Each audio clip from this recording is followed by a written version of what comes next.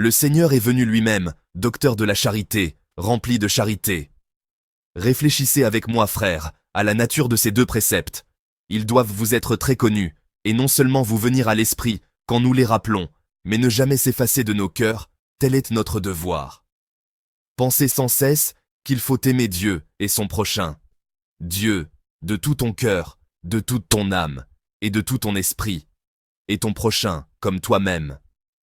L'amour de Dieu est le premier dans l'ordre du précepte, mais l'amour du prochain est le premier dans l'ordre de l'exécution.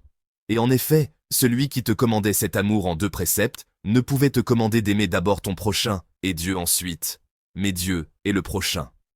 Seulement, parce que tu ne vois pas encore Dieu, c'est en aimant le prochain que tu mérites de le voir. En aimant le prochain, tu purifies ton œil pour voir Dieu. C'est pour Jean une évidence. Si tu n'aimes pas ton frère que tu vois, comment pourras-tu aimer Dieu que tu ne vois pas? On te dit « aime Dieu ». Si tu me dis « montre-moi celui que je dois aimer », que répondrai-je, sinon ce que Jean dit lui-même, Dieu, personne ne l'a jamais vu. Et pourtant, ne te crois pas tout à fait étranger à la vision de Dieu. Dieu, dit Jean, est amour.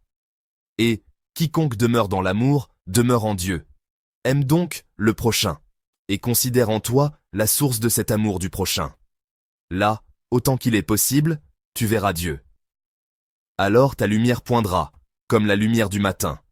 Ta lumière, c'est ton Dieu, pour toi, lumière du matin, car elle succédera à la nuit de ce siècle. Lui, en effet, il ne se lève ni ne se couche, car il demeure éternellement.